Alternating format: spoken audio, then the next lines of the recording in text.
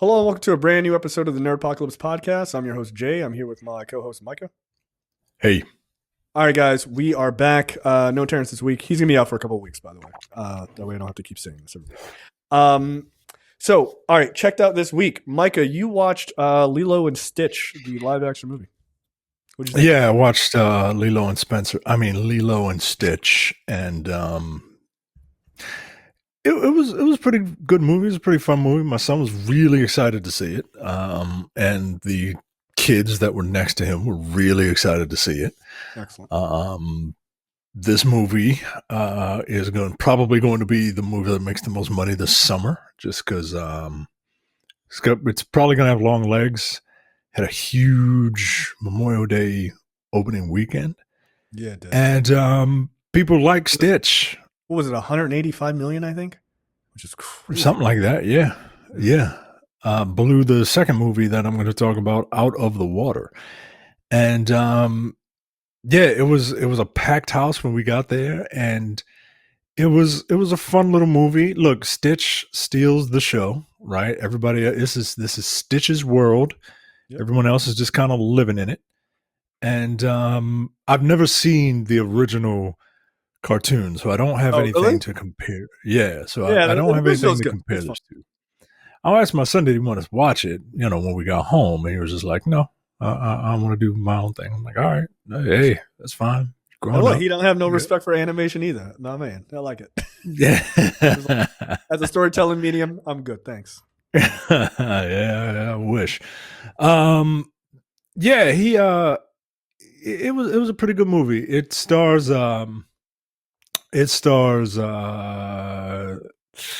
Maya Kaloha as Lilo, and Chris Sanders as the voice of Stitch. I don't know. I think he was the original Stitch, but I'm not certain. Zach Galifianakis is in it. Billy Magnuson is in it, and Courtney B. Vance is in it, and Hannah Waddingham is in it. She's in the second movie I'm going to talk about later. And Tia Carrere is in it as like the social worker. Okay. What a weird fucking choice, I guess. But I think she's like part Hawaiian, so I think so. Yeah, hey, you get that work, man.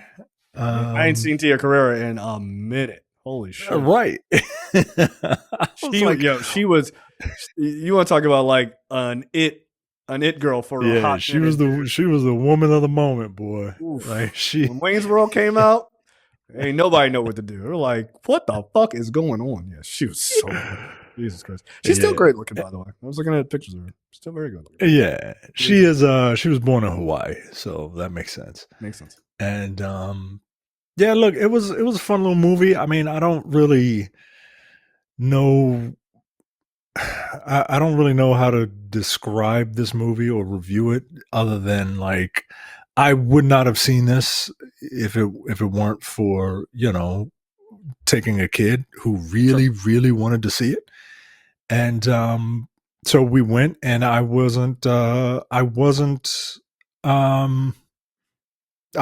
a good time there. I always love movies about family and found family, and it's sweet where it needs to be. It's fun, and I've been reading that, like, it's got like a little message to it, right? Because like Lilo is a character that in this movie that is kind of an outcast, right? She doesn't have too many friends, and she is picked on a lot. And even when it's like someone does her wrong, she retaliates. Well, the refs only see the retaliation, you know what I mean? Of course. And she's kind of labeled as a problem child and doesn't have any friends, and she's just like, I wish upon a star for a best friend, somebody just like me. And you got these two outcasts that kind of, they go through the arc, right, of having to of enjoying each other's company in their, codependent, destructive ways. And then one of them is a little too destructive, and then the other has to grow up a little bit. And then, eventually the other person grows up and they go along the same path, right? Right. But there's never conflict between the two of them, right? Because they're best friends, right? Like it's very sweet. And apparently statistically you've probably already seen it, but if you haven't and you have someone who's 6, 7, 8 years old, yeah, go see it, man. It's fun. Yeah. I'm trying to, my daughter's birthday's coming up here in a couple of days. So I'm trying to see if we can swing going like right after school, one of these days this week. Cause I think she would be super jazzed to, watch it. So yeah, I'm on board. I really like the original. I think it's fun. I am not an Elvis person. Elvis is a big part of the soundtrack. Like that's the music she loves. Yeah. I assume that's the same in this movie as well. She plays, they needle drop like 2 or 3 Elvis songs. Yeah. Like that's a big part of the original. I mean, I'm sure it's not like obnoxious or anything, but like she's an Elvis fan. So Elvis is throughout the soundtrack. So yeah, it's a fun little sweet movie. And the original is goofy as shit, but it's still fun. All right, you also watched Mission Impossible: The Final Reckoning. I did not care for what I saw of the previous one. I need to go back and finish that movie before seeing this, so I'm very curious your thoughts on this one. Look, man, there's a lot of running in Tom Cruise movies, particularly these movies, and we have officially stumbled across the finish line. It's for me. Look, a lot of people are going to like this movie, and there's a lot to like, but not like the first hour or hour and a half of it, because like this is a 3-hour movie, and they take the first half of the movie to jerk off to itself. And it is. That's what I found. That's what you found with the last one? Yo, well, you're about to get bukkake if you see this one. Okay. The first one, I don't think I made it. I don't remember what the timestamp is, but I checked out after trying to watch it a second time when they got into the sword fight on a bridge or whatever. And I feel like that's like an hour in. And I was like, yo, this movie is being fucking ridiculous. And it's a Mission Impossible movie. That's why I'm watching it. Right. But like it felt like a bridge. No, this movie, at least for the first half of it, is quite obnoxious to me.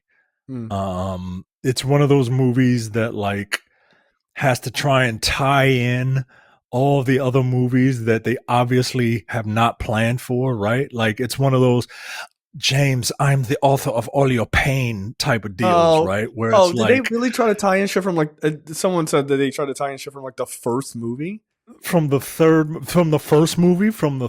movie directly, right? Like, what's the rabbit's foot? Like from the third movie, right? This thing with a bio hazard label on it, right? What's the rabbit's foot? And they don't tell you what the rabbit's foot is in the third movie, right? Because it's literally just a MacGuffin, right? Right.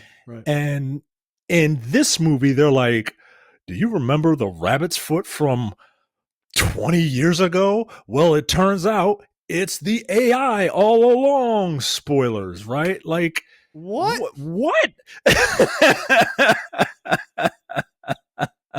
And because you took the rabbit's foot, technically it's your fault that the AI is out here doing.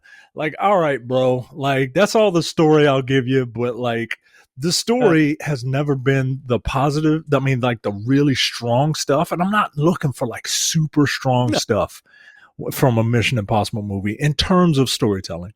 But what I do want is to not be treated like an idiot. And it is, it's just, you know how we sometimes get on the rock for being the baddest badass to ever asked a bad,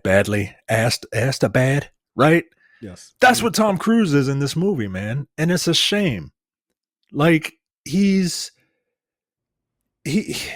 like everyone is talking about him in a sense that he's like a god, right? And I get it, right? Like he's the impossible white man, but like he's the impossible white man, like to steal a phrase from another podcast. He's the worst version of it, right? Like, do you remember? I don't know if you've seen any of the trailers. Some of the trailers they have, the president and the chiefs of staff, right? Mm-hmm. And they are running down the resume of all the movies, right? Like, well, he gassed a room full of officials? What? Like, yeah, he did that. Well, the Kremlin bombing? That was him? Well, technically, they were trying to kill him with that bomb, but yep, that was him. What? The knock list? What? Like, yep, that was him too. Like they're lionizing this guy. Like this is Mission Impossible 8, my nigga. Like we know what we're here for. Okay, and to have these people like and it's the fate of the world is at stake, right? Like it's every other summer, nuclear Armageddon. Yeah, every other right, summer. Exactly. It's going to be nuclear Armageddon if we don't get this one man to do this, right? And it's the same stupid ass, like the president is like, President, you need to trust me one last time. And the president is like, no, I don't trust you. Get out of here, right? She makes a big show of telling him that, lock him up and throw away the key, right? She makes a big deal about saying that in front of all these important people, right? But then secretly gives him a note that says that lets him go off to do his impossible missioning, right?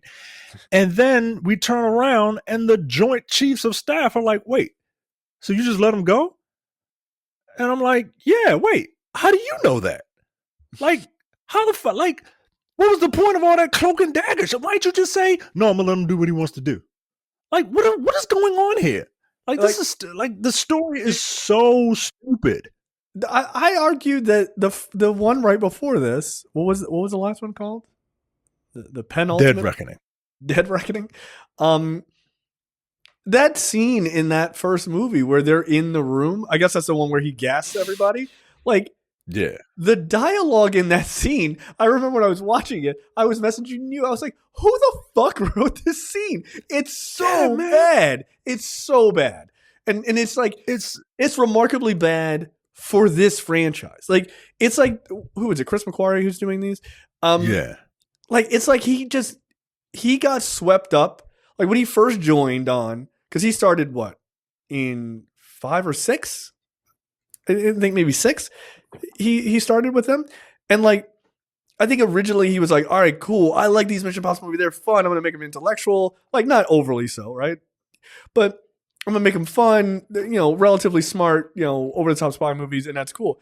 But then I think he got wrapped up in the Tom Cruise like stunt aspects of it, where that became the thing they hyper focused on, and the story became just so secondary. Again, I'm not looking for fucking Andor here, man. Like the bar is low, but somehow you can't come in and then dig a 6-foot hole and then throw the bar in it and be like, come watch our movie. Like, come on, man. Like there are levels to this shit. Like I am not looking for fucking Shakespeare, but you can't do scenes like you did in that last movie. I mean, it was remarkable how bad the lines were delivered in that scene, and like how much it didn't make any sense. I was like, what the fuck are you guys talking about? Like, who talks like this? It was bizarre. It's weird from a story perspective, because in Dead Reckoning, like, people were afraid of the AI called the Entity, right? Like, and everyone says it like that, the Entity. Like, everyone says Entity, right? Because we have to make sure that we T our T's, right? The Entity. And it is, but the AI was essentially a villain depersonified and it uses a human to do its bidding, right? Which was just stupid, right? That So is the exact opposite of what you would leverage an AI villain. Like it would just automate things. Like I guess they didn't want to turn it into GoldenEye, which was like a really dumb movie, but at the same time, like that's basically what you're doing. Like just go all in. Just go all in. Fuck it. It's like the AI had control over the human and was ordering Isai Morales around instead of the other way around. But in this movie, they finally say, hey, maybe that's kind of dumb. Maybe we should have the villain be the one that can make the AI the MacGuffin, right?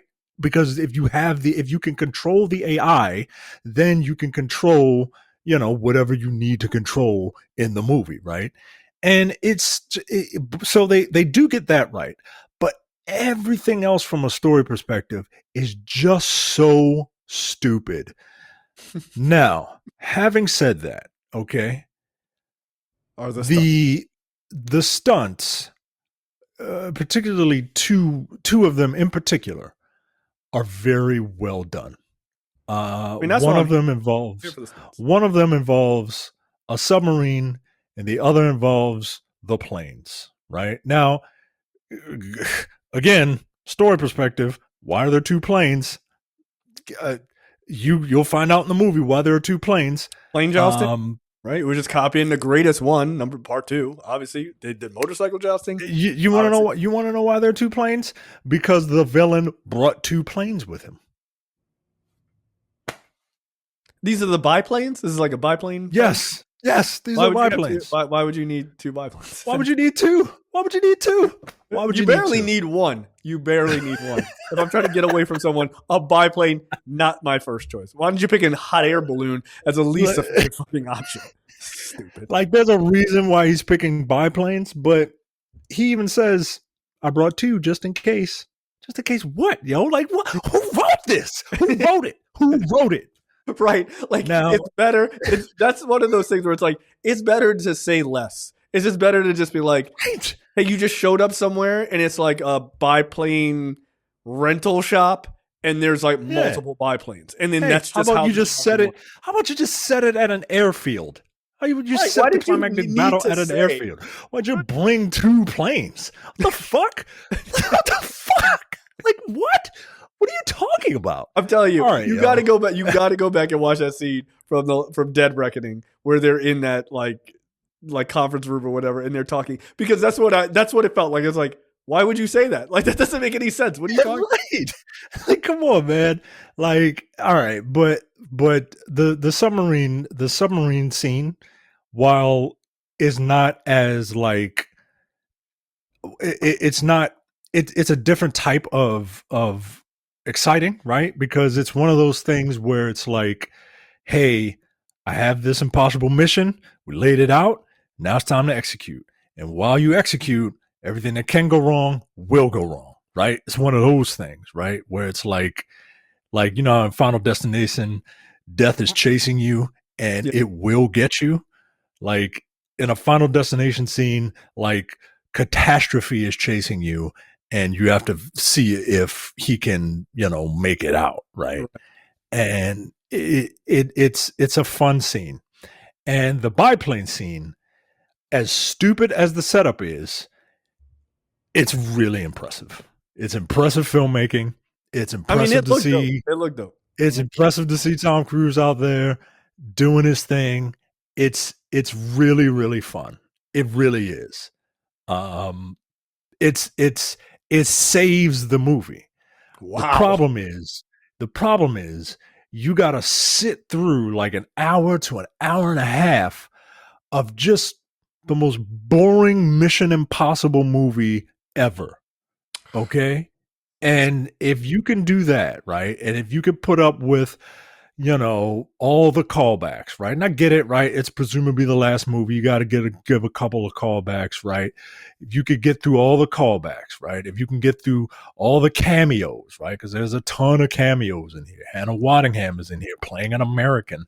Nick Offerman is in it. Holt McCallany is in it. Terrell Tillman is in it. If you can, Katie O'Brien is in it. Katie O'Brien. It's just like, I mean, look, I ain't mad at you, right? No. But like, what? Random as fuck. Okay. So it's a Carrie Elways is in it. Like, there's a ton of people. He was in the last one. That's right. That's right. But he was only in it for this for like, blink and you miss it, right? But there if you can get through all the cameos. What's Katie O'Brien wearing in that scene? Excellent. I need to see this movie in theater. That's my Wonder Woman choice, man. That's my Wonder Woman choice. If you pick anybody else, it would be mad James Gunn. For real, yo. She's Jack. She's super good looking, and she's a fucking vibe. Pick. Katie. And she's got acting chops, right? She's not unfamiliar with acting. So, but look, if you can get through all that, man, if you can get through if you could just make it to the submarine scene. If you can make it to the submarine scene. Yo, is that like 2 hours and 20 minutes into this movie? It's like an hour and a half, 2 hours into it. Yeah.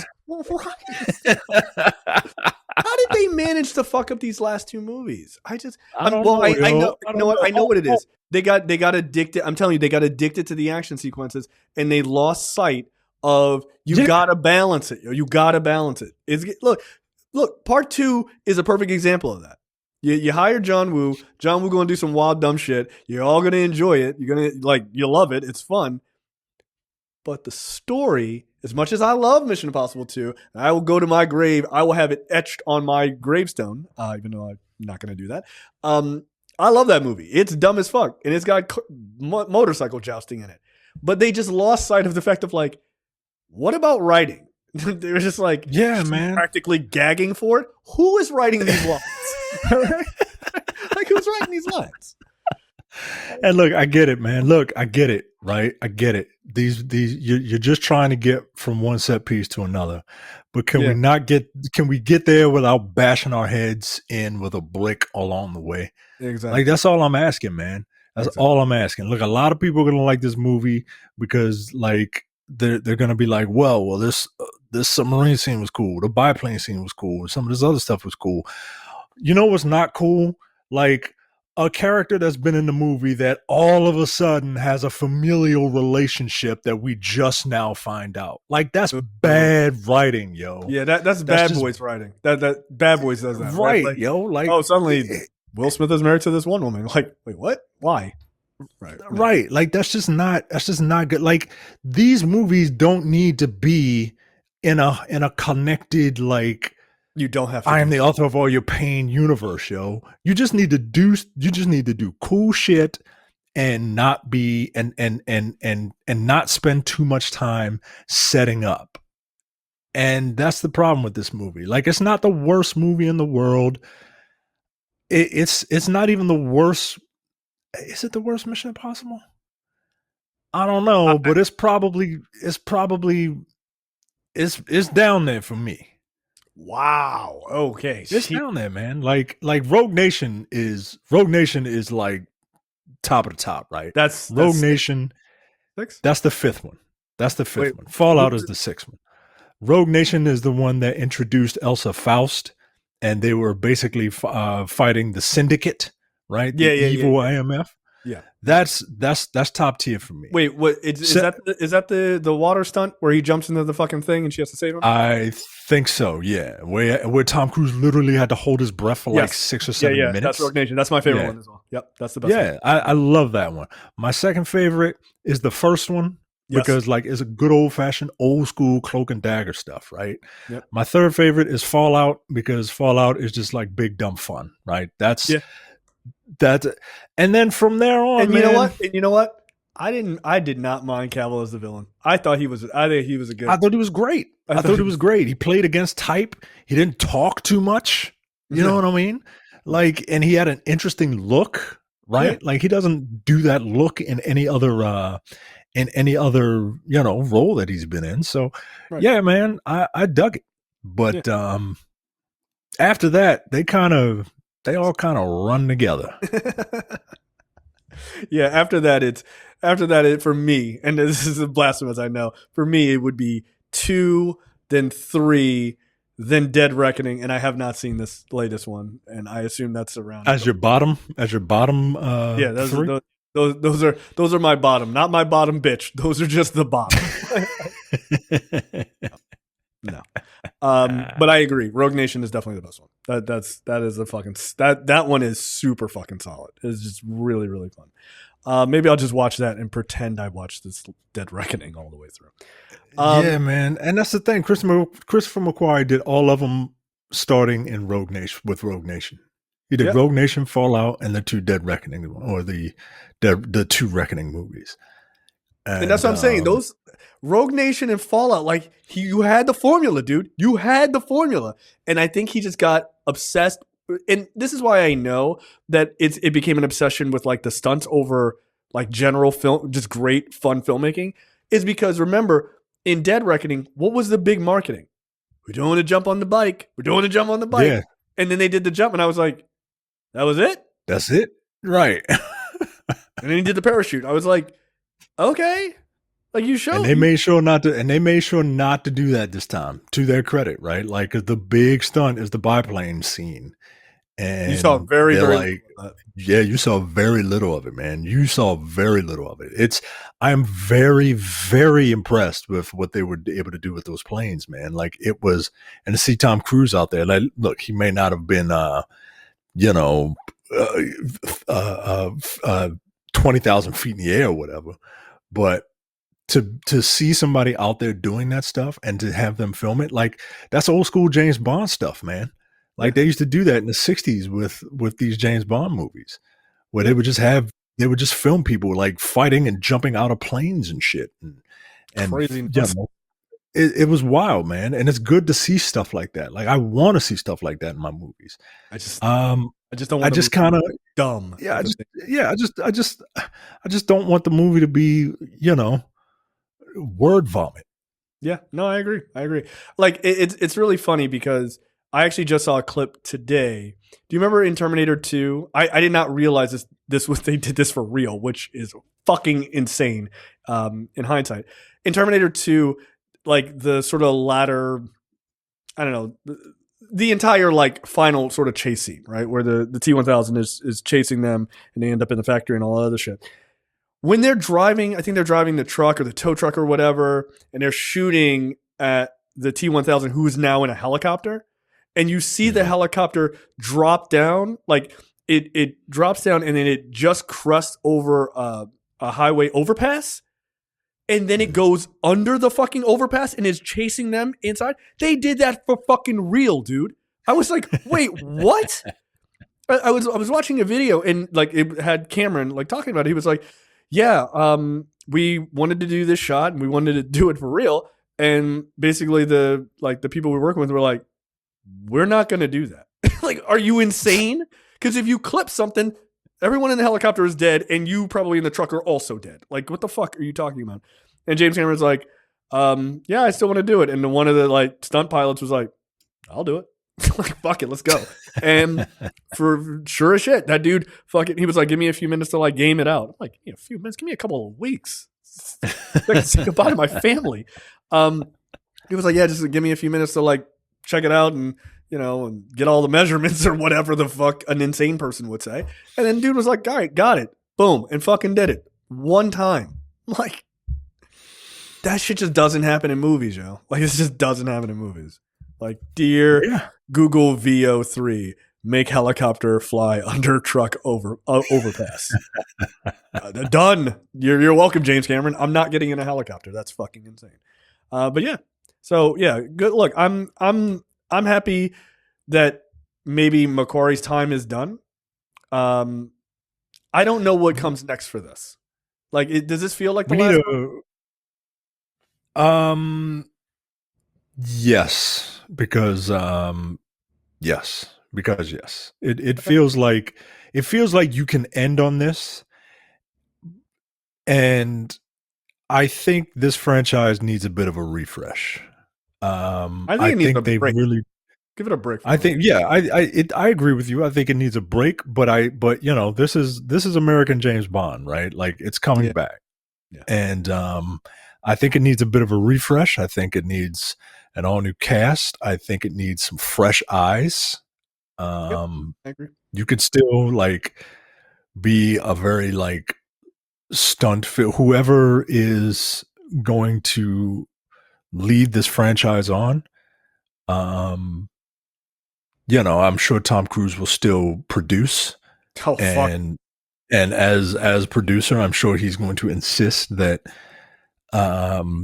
people do their own stunts as much as possible, right? Because like that's part of it. But I really do think we need a refresh. I would love to see like something a little more Cloak and Dagger, right? Like I was really impressed with Black Bag, but I'm not saying do Black Bag, right? Because like that's not a blockbuster movie, right? No. But something with a little more twists and turns, right? Yeah, I'm okay with that are a little more organic than just like I'm the author of all your pain. Yes, thank you. Yeah, no, I think if we could get somewhere between Mission Impossible 1 as far as the Cloak and Dagger shit and the sort of like intelligent idiocy of Rogue Nation, right? Like just going for it, right? Like, oh, look, it's Cloak and Dagger and they got different masks and all that other shit. That's kind of fun, right? Like everybody likes that shit. But at the same time, why don't we throw our hero into a spinning chamber underwater and see if he can find a safe or whatever the fuck, or a magic key or whatever kind of Legend of Zelda nonsense you're talking about? A little bit of both. And I think that's okay. I think that's totally fine. But it's got to be somewhere between that and well written like those two movies were. So, yeah, absolutely. All right, cool. Mission Impossible: The Final Reckoning. I will be waiting for that to come on streaming. That's what I've learned. Yeah. Yeah. I'm not fast forward an hour and a half. Jesus Christ, bro. Again, I still have checking my watch, man. Ooh, on a Mission Impossible movie? Yeah, yo. So that's like pure escapism for me. I'm like, let me just go and throw this watch right away because this is going to be awesome. Like, take my brain, sit it in the chair next to me, and just fucking let's go. But that's sad. But I can't be all that surprised because I just thought Dead Reckoning was just a fucking mess. I really did, and I love that franchise. I really do. All right, let's go into topics. So some MCU news. Tania Miller from The Fall of the House of Usher is set for a major role in Marvel's Vision series for Disney Plus. Sources confirmed to Deadline that she is believed to be playing one of the leads opposite Paul Bettany, who is reprising his titular MCU character in the WandaVision spinoff. I believe it's called Vision Quest. Yeah, was it called Vision Quest or just Vision? Yes, I think it's Vision Quest. The new series. Originally, it was. The new series is thought to be set after the events of WandaVision and follow Vision as he tries to regain his memory and his humanity. Miller is said to be playing the cunning and powerful Jocasta, who is driven by revenge. In the comic books, Jocasta is a robot that Ultron builds to be his bride, who eventually sides with the Avengers. She is believed to be part of Vision's main cast, along with Bettany, James Spader, who will reprise his role as Ultron, Todd Stashwick, and the Vision is or Vision Quest or whatever the name is the second WandaVision spinoff following Agatha all along. Yada yada yada yada yada. So there's also a rumor that this has been confirmed, but there's also a rumor that the AI Edith that is in the glasses in the last or the previous, not the last Spider-Man, but the previous one, is also getting a real world body as well. So like apparently all the AIs are they're all walking around, getting a little bit of walking around money. So okay, that's cool. I'm interested to see what they do. I don't know. I mean, I'm not going to sit here and do the fucking nerd bullshit and be like, yeah, I'm a huge Jocasta fan. Long time. I know everything about her as I read Wikipedia. I really don't know this character at all. I've heard of the character. I don't know anything about them. But okay, cool. Little Bride of Frankenstein sort of story feels like to me. My guess is she, like they said, she eventually sides with the Avengers. So, that's very much a Bride of Frankenstein. She, gets made to be Frankenstein's wife and then is like, ew. And it's like, get out of here. Don't touch me. So, okay. This woman has an awesome, This woman has an awesome look, by the way. Like her eyes, and she's just like a very stunning person. So, cool. Yeah, it's one of those like, I want to draw you type of faces. You know what I mean? Yeah. Yeah, I got no problem with this. I'm actually, I wouldn't say excited for Vision Quest, but this is something that I will definitely check out. Look at all these rumors surrounding me every day. Bryan Cranston is rumored to be eyed for a major role in a Marvel Studios X-Men reboot, and it is not Mr. Sinister. Because that's who he wanted. That's who he wanted? He had thought about that. Like he's quoted in the article even saying like he thought Sinister would be really fun. It's almost just over a year. This is a terrible sentence. It's almost just over a year to the day. Just say it's almost a year to the day. It's almost a year to the day since the rumors about Bryan Cranston meeting with Marvel Studios first surfaced. Now we may have news on at least one of the characters the Breaking Bad and Malcolm in the Middle star is being eyed to play. The actor has never shied away from his expressing interest in the superhero genre. However, while he's frequently been fan cast as villains like Lex Luthor and Mr. Sinister, it simply never happened for him. There's even some awesome fan art out there depicting Cranston as Stan the Man Lee in a biopic that's yet to be made. No, get Mark Maron to do it. He looks just like him. He kind of does 70s Stan Lee. Yeah, Mark Maron, absolutely. That's fucking hilarious. He feels his A scooper is reporting that Cranston is being eyed for the role of Professor X in Marvel Studios' upcoming X-Men reboot. This isn't official, and just because Kevin Feige may be eager to see Cranston play Charles Xavier doesn't mean he'll enter talks or even consider lending his talents to the role made iconic by Sir Patrick Stewart.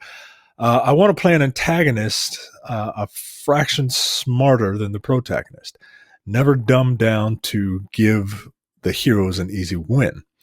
That's frustrating and boring to watch. Actually, that was the character, I'll admit. Mr. Sinister it was the character that I was thinking about. That's Bryan Cranston's quote that he wants to play a bad guy. Okay, look. All right, let's do a speculation. Is this? Do you like this? The idea of him playing Professor X, because the article goes on, which I think is actually a good angle, by the way, talking about maybe having him as Professor X in the Krakoan age, which like Professor X, like he wears the fucking mask, though I don't think that's necessary, obviously all the time. But he knows how to walk now, which always fascinated me. Is like, oh, this guy has all the intelligence in the world, just. He can do all these things. You just make your legs work. What the fuck? But like, I don't know, man. Get someone to make you legs. I don't get it. But so he can walk and everything else, and he has a little bit more of an edge to him than we're kind of used to. So that could be fascinating, or you could just play him like kind of the standard, which I think also could be interesting. I think Cranston could bring something like really fucking good to that role. I think it would be unique. I don't see it. Just because, Bryan Cranston he chews scenery, man. And you kind of got to let that guy off the leash. Mm-hmm. And I think that's when he's at his best. Yep. And, Professor Xavier, at least traditionally for me, as someone who doesn't read a lot of X-Men and most of his X-Men knowledge comes from those 90s cartoons and a couple of comics in the 2000s. He's very sage-like, like he's a flawed man, but he's very, he's holier than thou, right? Yeah. And I just want Bryan Cranston. Look, he could probably do it, but I think you'd be kind of wasting that guy's talent. Which is weird to say because, like, Patrick Stewart played him. Right, who are we to do that? Yeah. Dude. Yeah, they gave it to some shitty actor like Patrick Stewart. Like, it's weird. They also gave it to James McAvoy. You know what I mean? And while James McAvoy is not a bad actor, I've seen him in very good things.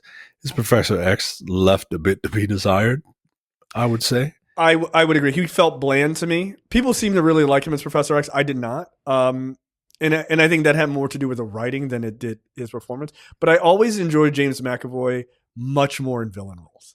Like, he's got an intensity that he brings to roles that I'm like, this guy is being like, again, not to kind of shit on him, but just shit on the way that character was written for him. Like, he's more intense. He's wasted. He's just wasted. Right. He's got wasted talent. Right. Like, he would have probably been a pretty good Magneto. Like that dude has like a level of intensity where you're like, you good, bro? Like, fucking relax. But that's what you want from him. That's why you hire him. Well, you and I had talked. We have not said this on air, but you and I talked that we were discussing potential people for some of these roles and these bigger villain roles. And there has been talk that Coleman Domingo is in being considered for some role. Some people are like, oh, Magneto, which I don't think is a good idea. Like, do we really need to take a Jewish role? Like, there are very few in comics. You don't need to take that from a Jewish actor. It just feels unnecessary to me. Also, I don't need that controversy. Like, I just don't need it. It's not that he's black. It's that very specifically he's not Jewish. So I don't need that controversy at all, especially not fucking now. It feels like a really bad fucking idea to light that fire. I don't need people trying to come after Coleman Domingo because, like, then I will get upset. Yeah, like, normally I'm like, I just kind of brush that shit off, but like, Coleman Domingo, look, a lot of people overuse this term. I think it's apt here. Coleman Domingo is a national treasure. Yes, I will not. Yeah, I'm not. No, I don't want. Yeah, I don't want him taking a role where he's just getting trash and it has nothing to do with his performance. It's just like people being pieces of shit. No thanks. Fuck that. He deserves better than that. But because his name was being brought up, you and I were talking offline, and we had discussed that Coleman Domingo as Mr. Sinister would be fucking amazing. Like, that dude would destroy that role, son. And look, Mr. Sinister is like milk white. Like, that's not his race, okay? Like, he's just a creepy, weird-looking dude. Just paint him fucking, paint that dude's face like that, like, ghoulish gray that's like, oh, have you not been outside in 5 years? And, like, dude, like, the idea of a character who's like, I'm not better than humans. I'm not just better than mutants. I'm better than all of you. Like, the level of superiority complex that Mr. Sinister has, and he's just a real piece of shit.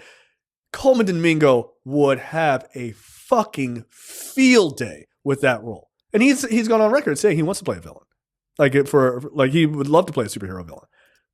Okay, because villains have fun, bro. Like, yeah, absolutely. Yeah. I don't know. What do you think about like Sebastian Shaw for Bryan Cranston? Sebastian Shaw, the dude from the Hellfire Club. Yeah, no, I know. I'm just thinking. Yes, if they're not gonna do I feel like that character should be around more. But then again, maybe Cranston doesn't want to be around more. Right? Just go have fun. That's not bad. Spoiler alert, I hated the Kevin Bacon version of that. I fucking hated it. Look, I'll go on record. I know I am super on an island here. I don't think First Class is that great. I just don't. Like, I get it. People loved it. Not me. I think First Class, it had the benefit of coming off of those other movies. Yeah, X-Men 3. X-Men 3 in particular. Mm-hmm. And it was something fresh and new. Yep. I don't know if it holds up on repeat viewings, and I'll never forgive them killing off the guy who's superpower was to physically adapt to any situation. Oh yeah. They just killed that guy. Like, what the fuck? You can do anything. Survive to the sequel. Yeah. No, I didn't care for that movie. I thought it was very mediocre at best, and all of the other ones in that entire series just progressively got worse. The only thing I liked about that movie was I thought Fassbender fucking crushed it as Magneto. Like, he was awesome. And I could have just had a movie of him just hunting Nazis, as far as I'm concerned. That would have been fun. Like, that shit was dope. But again, he was written incredibly bland too. Like, I know they're not going to hire a dude back from X-Men 97, but like, I need fucking lines like from X-Men 97 Magneto. Just an absolute, for lack of a better phrase, just an absolute sassy bitch of a character. Like, that's what I need. Like, that's what I need. I need him to just be like walking around like, I am better than all of you. And he is. But yeah, short of that, I just did not care for those movies. I didn't understand the hype. I just didn't. And it's not like, oh, I'm so nostalgic for the previous ones. I'm not. Trust me, I'm not. It's just, I like the first one. I like the first X-Men movie for what it was at the time I saw it.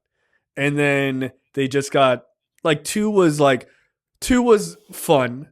And then it just got progressively worse throughout all of them. Like, going right into the First Class ones, just like what the fuck is going on? Yeah. So, yeah, no thanks. Give me some top tier fucking actors, man. And look, that's not to say Ian McKellen and Patrick Stewart didn't fucking crush it. They were awesome. It's just that the scripts got progressively worse. And, also Bryan Singer's not a very good director, in my opinion. And also they suffer from technology issues too, right? Like, you just couldn't do the shit that you can do now. Like, you just can't. Yeah. Like, in fairness to them, like, you just couldn't do the shit you can do now. So yeah, I really like Coleman Domingo as Mr. Sinister. That feels really fun. Cranston as Sebastian Shaw, that's not bad. It's not bad. I'm trying to think, who else could he be? Like, he's too old to be Magneto. Because I feel like Magneto needs to be. If they're eyeing him for Professor X, allegedly. Yeah. Like. Yeah. I mean, I guess I'm always basing what I think of Magneto, and it's kind of wrong to base what I think of Magneto as far as age and like look on the cartoons, where he's somehow old, but also perpetually like jacked, like he's 20 years old, which is very weird. Meanwhile, Professor X is like just an old man in a chair. It's like, they're the same age, right? They're like relatively the same age. Magneto looks like RFK. You know what I mean? Just like an old gray-haired man that's just jacked, working out in jeans for no reason. Yeah, that doesn't make sense. What are you doing? You have to beach. Probably believes that magnets cure shit. Like, idiot. An idiot. That guy's in charge of health. So yeah, I don't know. I mean, I guess, yeah.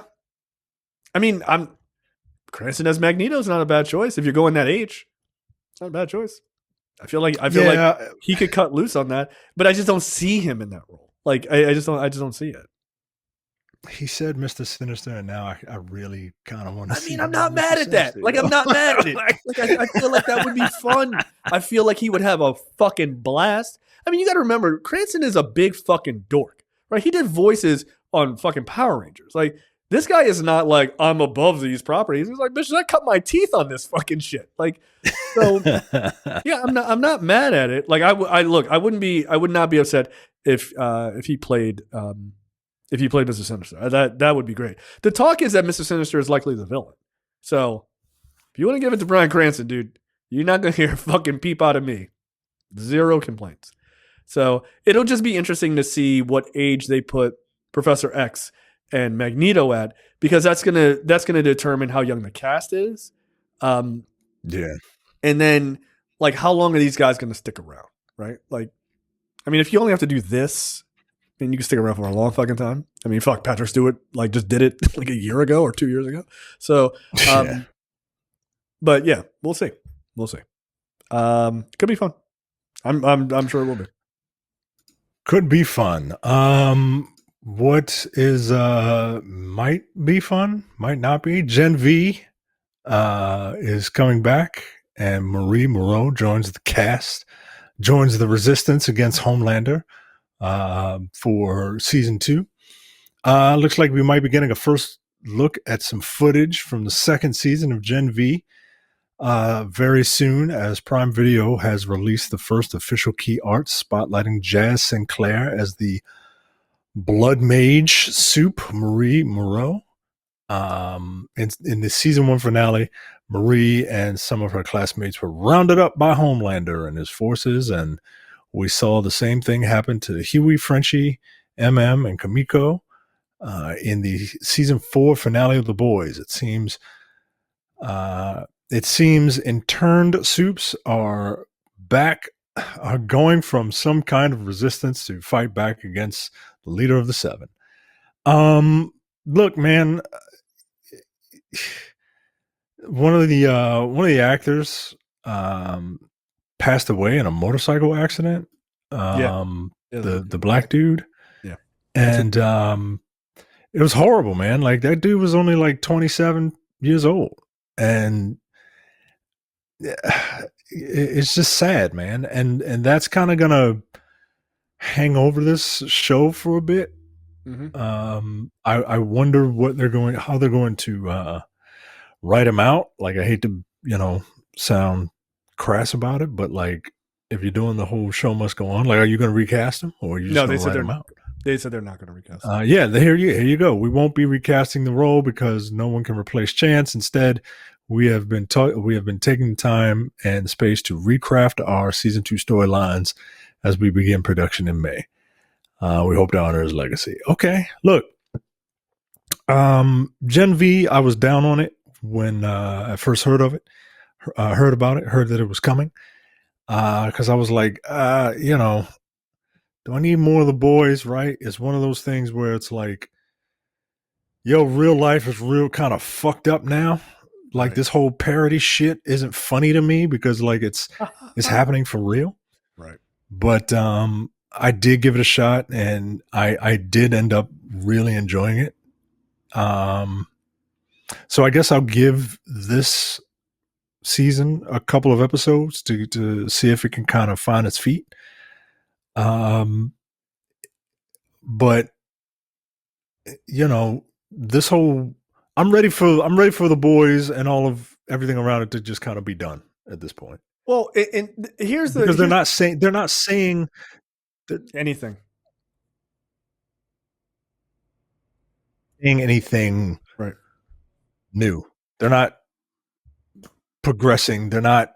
I don't know. Know. Like truth is now stranger than fiction. Right. And so here's my thing. It was obvious that it was doing a great job in those first couple of seasons of sort of holding up a mirror to what was going on. And you're like, all right, that's kind of funny or whatever. And then, it's like, okay, like these idiots in DC are really doing shit like this. This is no longer amusing, like you're saying. I need them to take a bold stance. Like, they got to take a bold stance. Like, you can't just show us what we're already seeing on TV. You got to go bigger, right? Like, if Homelander is Trump, especially in this era, you can't write him small anymore. Like, you can't hold this guy back. You got to go super big to be like, is it obvious? Here's a giant fucking mirror, but make it fun, right? Make it really fun. And like, the upcoming season of The Boys is the last one. Give people what they want.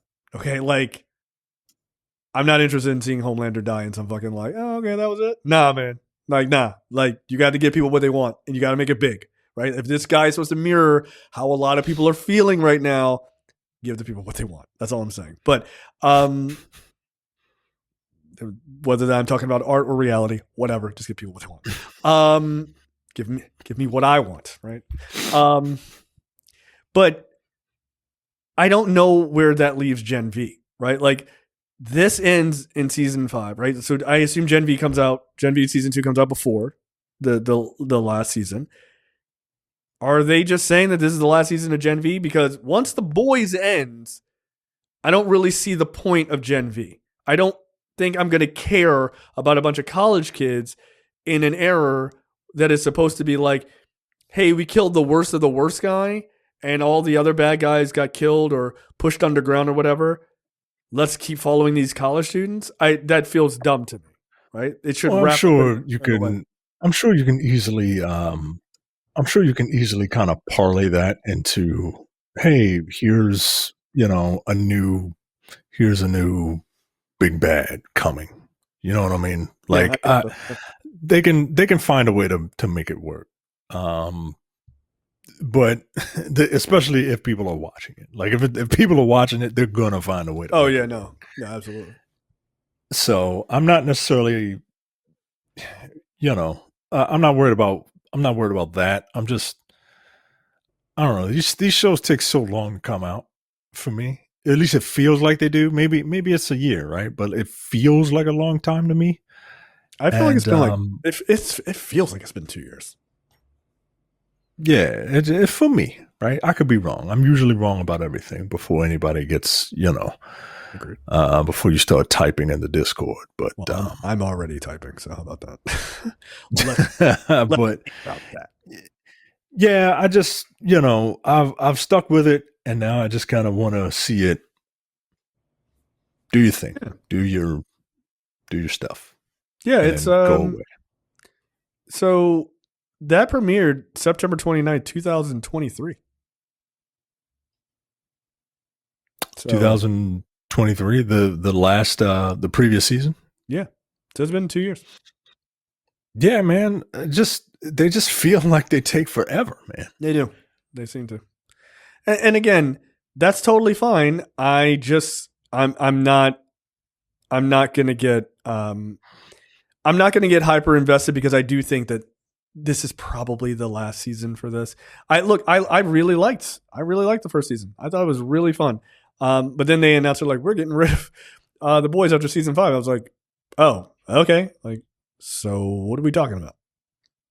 Like, this feels kind of useless, but we'll see. I don't know, but isn't that the point of a spinoff, right?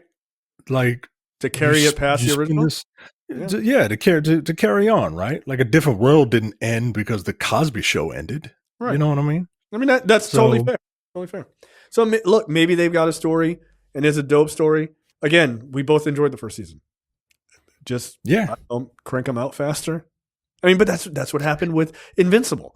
I'm like, why is this show taking so long? And then I fell off, and I was like, nah, fuck this show. And then I got back into it. I was like, I really like this show. Yeah, I feel like we say this every couple of years when these shows finally decide to come out. Yeah. Like it's like they're taking too long. Am I going to give a shit about this show? And then in the case of The Boys, I did. In the case of Invincible, I just haven't gotten back to it yet.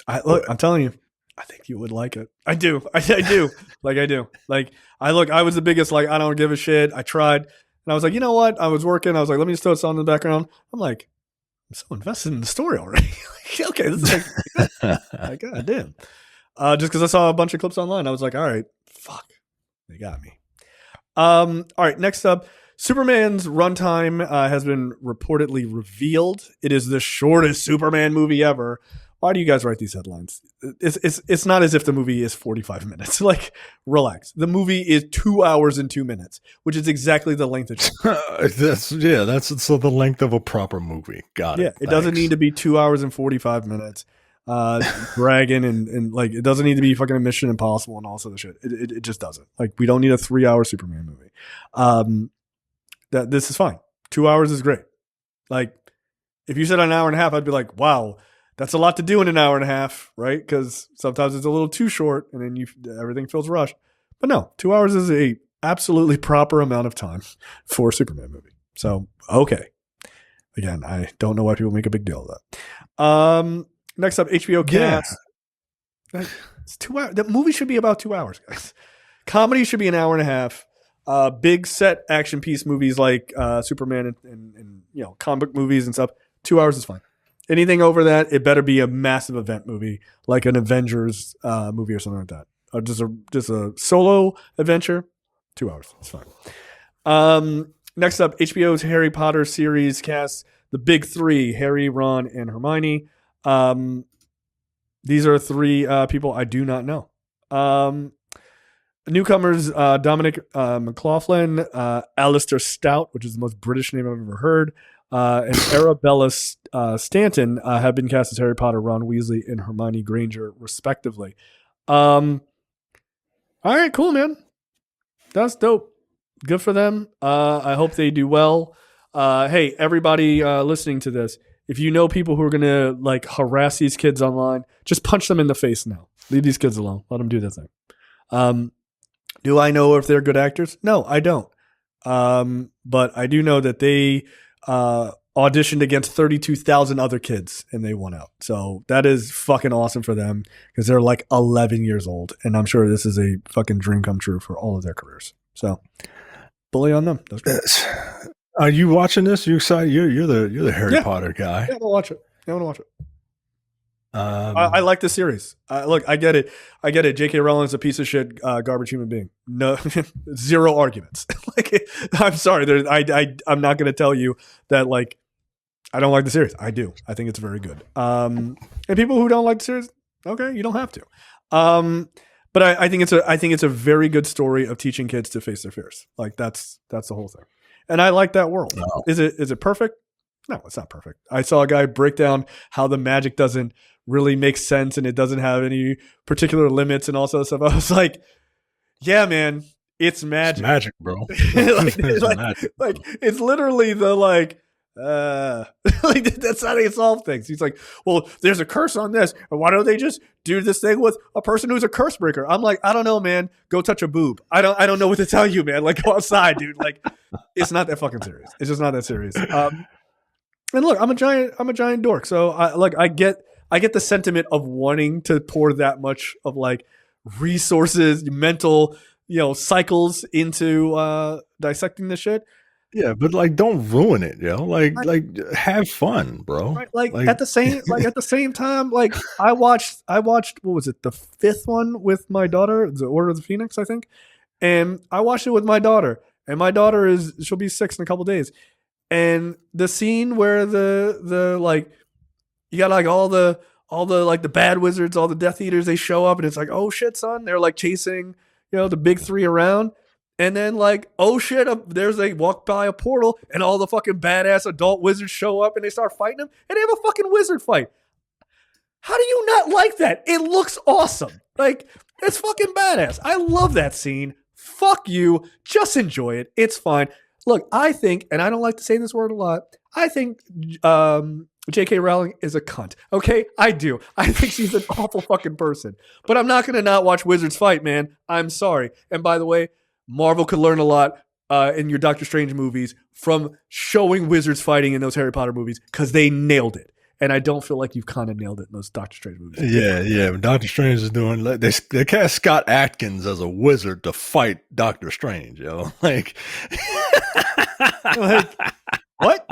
Yeah, he always does that like spring thing, and it's like, you got wizard powers, man. Like, why are we using brute force? Like, you got wizard powers. Like, the fight scene between Voldemort and Dumbledore in that movie, or the later, I think it's the next movie actually, or I can't remember. It's the later movie. Like, Dumbledore wraps this nigga in a giant water ball and moves him, like this amazing 3D scene, and Voldemort makes a dragon out of fire to attack him. That's the shit I want to see when wizards fight. It's supposed to be ridiculous. Like, yeah, like, come on. Like, have fun with the shit. So, yeah. Hey, look, it's HBO. They're going to throw a huge-ass budget at this shit. Absolutely. Can't wait. And I'm excited because I'll watch the first episode to see kind of what the feel of it is. But these kids are young.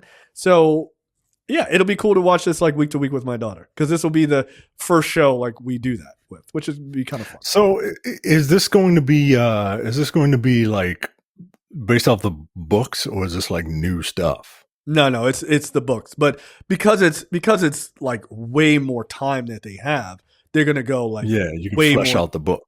Yeah, because there's a lot. The movies are just like they just kind of yada yada yada over.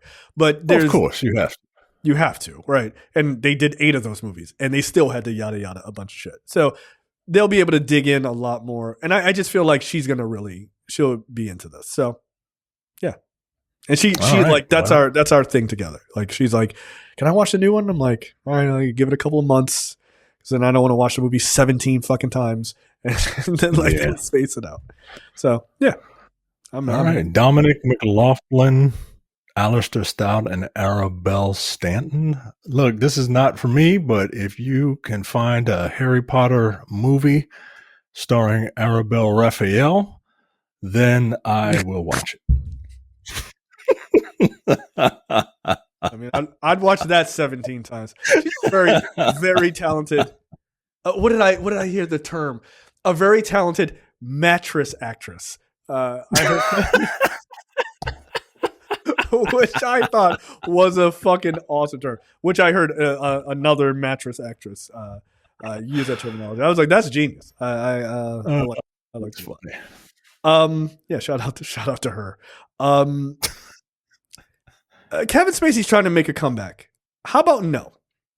How about that? How about we not do this? Kevin Spacey is directing a supernatural action thriller in which he stars alongside Dolph Lundgren, Tyrese Gibson, and Eric Roberts.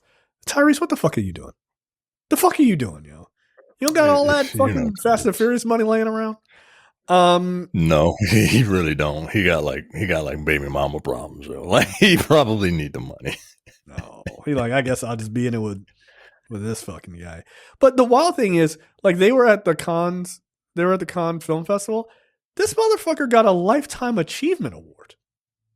Yeah, they doing what they do for white people, especially in the arts, bro. Like, they doing what they do for people in the arts. Like, white people in the arts. Like, they want them to come back. One, people love a comeback, right? Two, who's more likely to give you a chance to come back than some hippy dippy like flower child artist, right? And talk about you behind your back while doing it, right? Like, this doesn't surprise me at all, because like, that's one of the things that we say, right? Like, one of the things that are afforded to certain people that are not afforded to others that we think should be afforded. If you do this, afford it to everybody. Yeah. The ability to try and come back. Look, it's the most powerful thing about being white. It is. It quite literally is. It is. I'm not saying, like, Kevin Spacey. Right. Kevin Spacey, come on. Right. But like, he got the power to come back, but Jonathan Majors doesn't. Like, come on, man. Right. Like, that's insane. That's what I'm saying. That's what I'm saying. Like, it's just weird to me. And by the way, look, I'm going to put it out there. Didn't like 3 of Kevin Spacey's accusers all die? It's like 3, dude. I'm just saying, yo, like, that's weird. Like, that's a really weird circumstance. It's like 2 or 3. It's like, it's more than 0, and that's too many.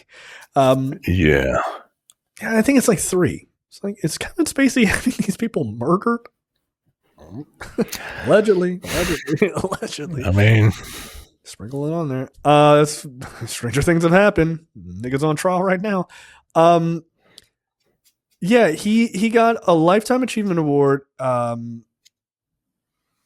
Yeah, so the actor whose last trip to the south of France during the festival was in 2016. He hit the carpet at several events, most notably the Amphar Gala dinner and also the Better World Fun Gala, where he was given a Lifetime Achievement Award and in a fiery 10-minute speech took aim at his own blacklisting from Hollywood, declaring that it was, quote, nice to be back.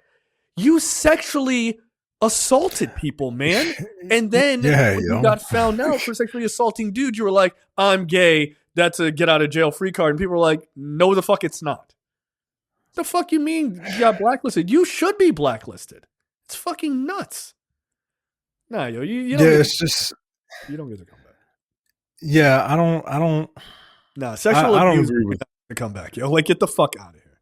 I'm not okay with that. Yeah, I don't agree. I don't agree with people trying to give this guy another chance for this, transgression, for lack of a better word, right? Like, it doesn't. No. Like, some crimes, some things you just can't come back from. Yeah, like, you just can't. Yeah, I'm not okay with it. Like I'm just really fucking not okay with it. I don't like it. I just again, I'm not justifying what anyone has done, but if Jonathan Majors is having trouble coming back and he just puts someone in a car in a rough way, again, this dude has been off the grid. Yeah, we don't condone that. We don't condone that shit either. By the way, absolutely not. If money gets it twisted, right? Yeah. Oh, you guys are nope. Go back, listen to the tape. You 100%. You will not hear me or anybody on this show saying like, hell yeah, Jonathan Majors is innocent. Nope. But if Kevin Spacey can literally sexually assault people and get a Lifetime Achievement Award, you are giving, as the people in that festival who sanctioned that shit, you are giving ammunition to the people who say that Hollywood is full of a bunch of like creepy perverts. You are giving them ammunition to that shit. Because that should be enough to go, no, I'm sorry. No. Like, that's fucking a shitty thing to do. I mean, it's awful. Frankly, anybody who decided to release the movie Rust, which was that Alec Baldwin movie where the woman ended up being killed, why the fuck would you sanction getting that movie out? They're like, oh, here's a review of Rust. I don't want to see it. Someone died on that shit, dude. No one was shot. Show must go on. Not that. One, it didn't even look very good. This is not like, you know what I mean? It's not like we invested $500 million in the shit. Nigga, this is some independent, shitty Western movie Alec Baldwin was trying to get off the ground. Knock it the fuck off. Nobody saw that shit and nobody was going to see it. You didn't have to release it. Like, come on, man. Like, just fucking knock it off. So, no, I'm not okay with that shit. I just like, when I read that, I'm like, a Lifetime Achievement Award for what? Sexual assault? Get the fuck out of here. Come on, man. Be better than that. Do better. Yeah. All right, bro. Like I'm perfectly fine. Not like Kevin Spacey is not one of these artists that I can separate the art from. You know what I mean? No. It's like I can't. All right. And look, I'm mad at him for doing all of those things. Like, I really am, because I just think it's like just a disgusting thing to do. But like, as a fan, like that's a human side, right? Like, that's a purely human side. Like, don't do shit like that to people. But from a human or from a fan side, you fucked up the last 2 seasons of fucking House of Cards. You fucked them up. I was so pissed. And they ended that show in the worst possible way they could have. It made no sense. Yeah, they should have just they could have killed that show, man. They could have they could have killed that show, man. Nope, like, cause they didn't know what they didn't know what to do. Look, if you wanted to keep the show going, look, bro, recasting is a thing, yo. Like, I don't know why people are afraid to do it. I don't know why people are afraid to do it. He didn't die. They recast Kevin Spacey in one of those movies that he was supposed to be in. Yeah. That he already shot. Yeah, like, they digitally removed him and put that other dude in. Right.